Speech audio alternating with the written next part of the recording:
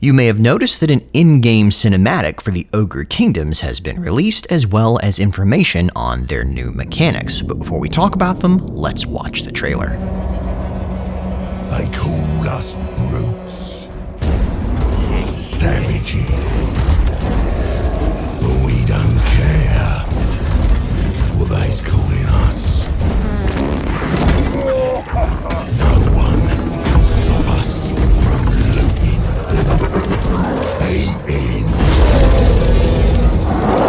warring. What's theirs is ours for the taking. Do you have the guts to be a tyrant? Whipping them limb from limb. Eat it till you can't eat no more. The great moor's hungry. Devour for the Ogre Kingdoms.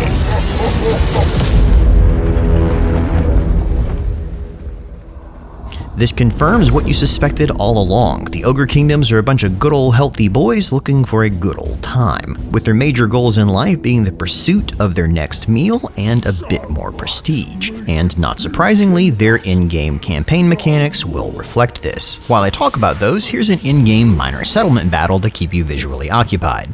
Perhaps the most iconic thing about Ogre society is that it is all based off of wandering camps. A set of buildings are often assorted piles set around a central pot of meat, gristle, beer, and whatever else has been thrown into it on the occasion. Ogre camps can now be set up at a distance from any existing captured settlement and act as a major settlement for your faction, because any captured or colonized settlement you happen to take will always be a minor settlement with only 4 building slots. Camps, though, are limited in number by the amount of technology you've researched, and as you'll see below, unlocking your first camp is in the initial tech tree because, frankly, ogres don't have very much technology, and new buildings require population surplus to create, similar to every other horde you played.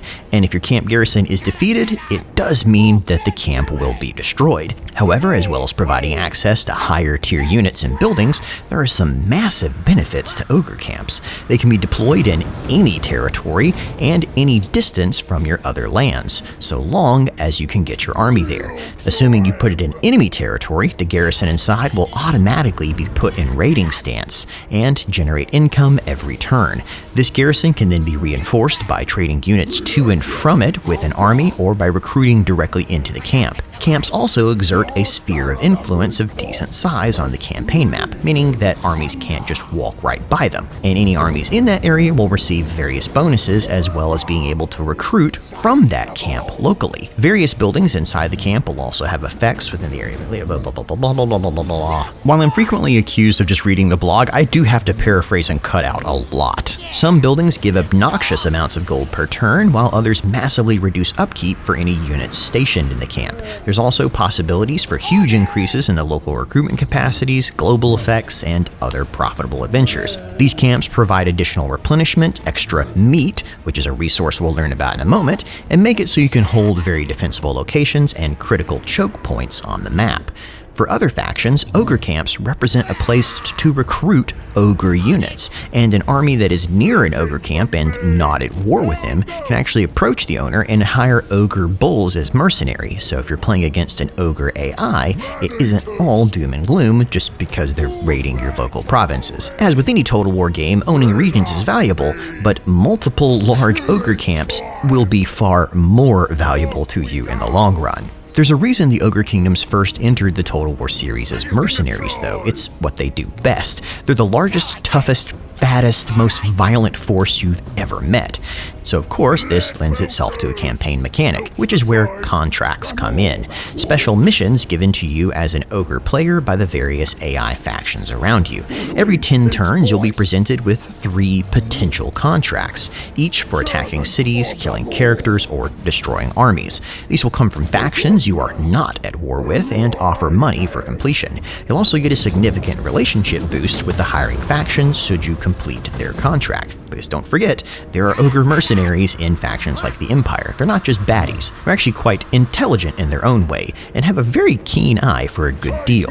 These contracts are a good excuse to start a war, usually one which you'll get a good reputation with somebody else nearby. Of course, money talks louder though, and as soon as you finish the contract, there's nothing stopping you from immediately raiding the person who just paid you. Like any red-blooded Amera ogre, their society runs on beer and meat, and eating and fighting are the central tenets of everything they do, and usually the fighting is to get ready for a big batch of eating, and the eating is so they're well-fueled for the fighting. It's sort of an endless cycle of drunkenness and heart attacks. The two are often combined though in horrific displays of brutality on the battlefield that will send enemies fleeing. Thus, every ogre has a separate upkeep as well as in gold, that being meat.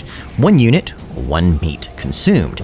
The meat each army has in its larder, as well if it's increasing or decreasing, is tracked above the banner on the campaign map, in the same spot as any passive effects normally are. This upkeep though is waived if you're within range of a friendly ogre camp. Enemy armies can also be gutted, quartered, and then processed into your favorite meat product, from goblin haunch to imperial rib rack to even a Kislevite dinner roast. Instead of just being a second upkeep bar though, meat also has a number of other uses.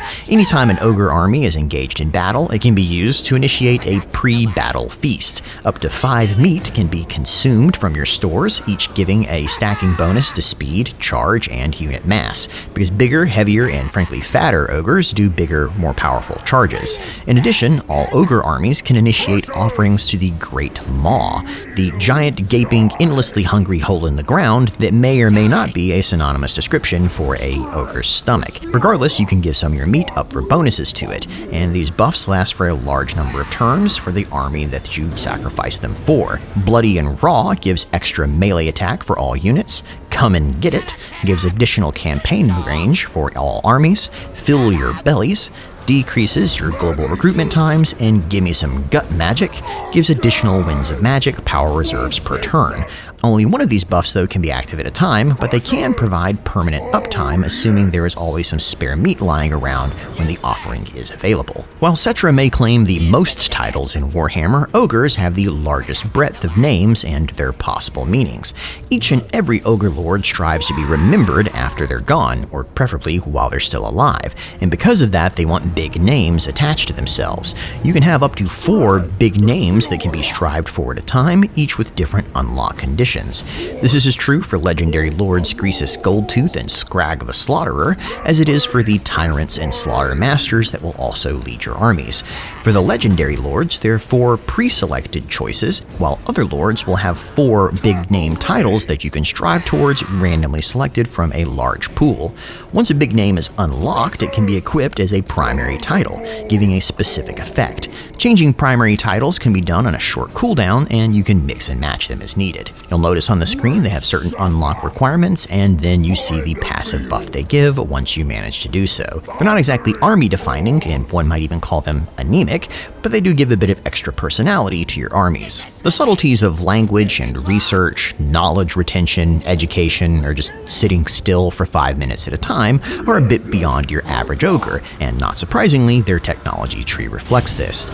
Instead, their idea of research is mostly just theft, as well as coming up with better ways to eat more and charge higher sums for their services. And their technologies reflect this by focusing on these key points that increase the number of camps you can have access to, as well as the starting population of those camps and letting you set up new buildings quicker. If you focus simply on going through it from end to end, you'll find it moves rather quickly, but with lots of possibilities to take, you can find significant improvements to your units as well as to your economy. And several of your ogre camp improving technologies can also unlock powerful army abilities that focus on consuming prisoners mid-battle in a fantastic orgy of terror and hunger. And those are the ogres in a nutshell, violent, gluttonous, and a hell of a lot of fun to play from the look of them. It's an interesting take on the old Horde faction, allowing you to take settlements, but only as minor settlements, and still requiring you to have these nice, big, mobile ogre camps. And it's definitely a system I'm excited to play with, especially with the contracts, which we may see again in the future for something like Dogs of War. And the meat system seems to be put here specifically to keep the ogres from spiraling out of control,